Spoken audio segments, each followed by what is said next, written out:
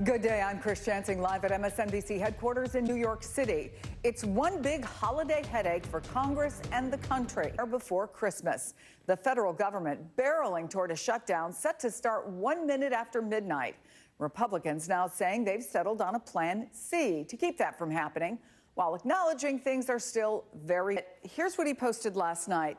Congress must get rid of or extend out to perhaps what we've seen, at least so far, tells us maybe Donald Trump doesn't have the kind of iron grip on. No, you better stick with us. So do those 38 folks, do they think there won't be any repercussions? Are they just that confident of their districts? What's going on here? Look, Jonathan, Punchbowl's Jake Sherman tweeted this today. The irony with Trump injecting debt ceiling on Wednesday before a Friday vote is later. Yeah, Chris, please. Marjorie Taylor Greene posted on social media on X that the government can stay shut down until inauguration as far as she's concerned. And we know that Donald Trump has been pondering whether or not it was just stay shut down. And thinks Republicans are willing to accept that members of the military don't get paid, that essential workers have to work but don't get paid. And Jonathan, I can see you, and you were shaking your head through much of Allie's interview. So go ahead. After that interview with Dusty Johnson. Today, the threat of real-world impact for the average American if ongoing efforts to avoid a budget shutdown fail. For example, disaster relief money desperately needed by families to rebuild their lives would be on hold. We can say TSA agents and other essential employees are told to show up, but they're not getting paid right now, so... And we've seen this before in 2019. The FAA ban on drones has expanded. Yesterday, it was some areas of New Jersey. Today, prosecutors are now revealing some of the chilling writings they found in a notebook that they confiscated from Luigi Mangione, the suspect now being held without bail in the murder of United Healthcare's CEO. A federal Brooklyn Detention Center. But what's the latest we're learning about the case specifically from this federal filing? Yeah, there were breaking news from Syria, where the U.S. killed an ISIS leader in what CENTCOM is describing as a precision airstrike. So, Aaron, the rebels are now in charge, are still technically designated as terrorists. So what is the Biden administration hoping to accomplish with this diplomatic mission? QB, thank you for that, Aaron Gilchrist. Appreciate you as well. And coming up next, among the casualties today, if the government shuts down, the CDC will no longer be able to track the bird flu. Just after California declared a state of emergency over the virus, and the CDC reported the first severe human case in the country. Always good to see you, Doctor. When we hear that California has already declared a state of emergency, how concerned should the general public be? The looming government shutdown.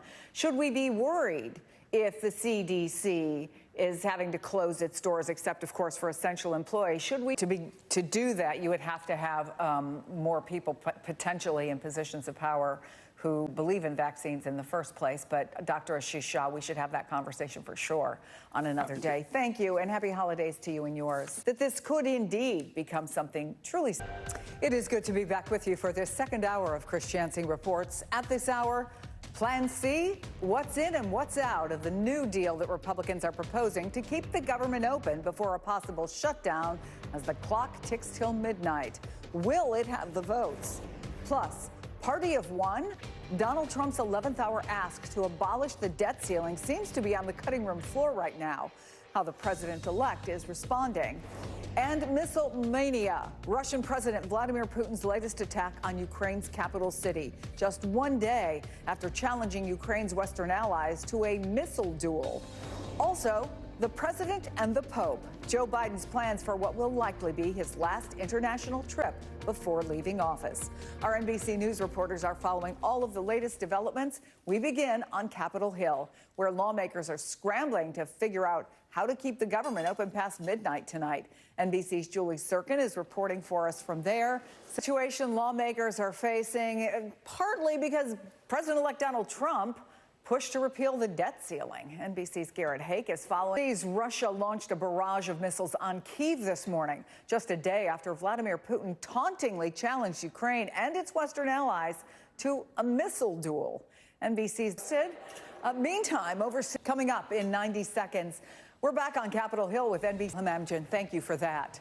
President Biden now plans to meet with Pope Francis at the Vatican on what will likely be his final international trip of the presidency. NBC's day before Christmas, I understand that the president and first lady are planning to make a holiday visit to patients at the Children's National. Well, the blame game is running at full throttle as the federal government braces for a shutdown. You can see the gaggle of folks behind you. I don't know how many people have come and gone, but let's talk about how Democrats, the other side, if indeed there is a government shutdown. As you know, there was a prolonged one at the beginning of then President Trump's first term. There will be members of the military who will be asked to defend our country who will not get paid. There will be a lot of essential workers who will be told to come into the office. We saw the last time, for example, with TSA agents and other folks who are charged with making sure that flights go off, that a significant number of them didn't show up. We are now in the busiest.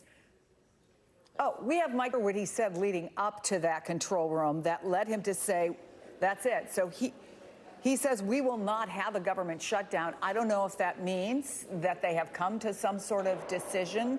So let me go back to that because of the real world implications here. Do you think if some version of what we saw in the beginning comes back that you say was already negotiated, you don't think that's realistic, do you, that that's going to happen? What do you think is realistic? That is the Capitol Hill right now. You saw what he said. He said this is a more X factor, and that is we are 5 days from Christmas.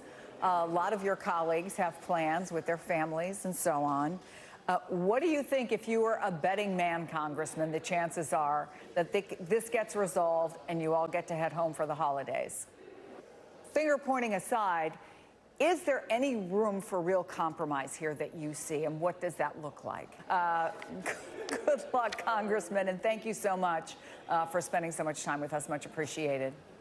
Still to come on Chris Jansing Reports. Will they or won't they find an answer so that we can avoid a government shutdown? Let's go back to NBC's Ali Vitale on Capitol Hill. Ali, I have a very little short note that says House will vote with rules under suspension. Another strike just in time for the holidays. Starbucks workers in 3 major act on those last-minute holiday deliveries. So, delivery drivers for Amazon on strike, and now we've got a fresh round of winter weather coming, holiday gifts, and travelers have a tough road ahead of them. You're in Miami, where the holiday travel rush is kicking off. Why do I think I don't worry about Miami when we talk about the holiday rush? But go ahead, give us an update.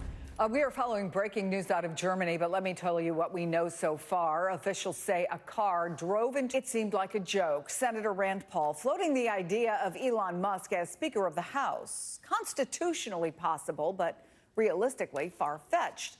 We want to update you on that breaking news out of Germany, where a government spokesperson is reporting that a car drove into we do know from a government spokesperson is that someone drove a vehicle into a Christmas market in eastern Germany. We don't know if people were killed or injured, but a suspect has been arrested. That's going to do it for us this hour. Make sure to join us for Chris Jansing Reports every weekday, 1 to 3 p.m. Eastern, right here on MSN.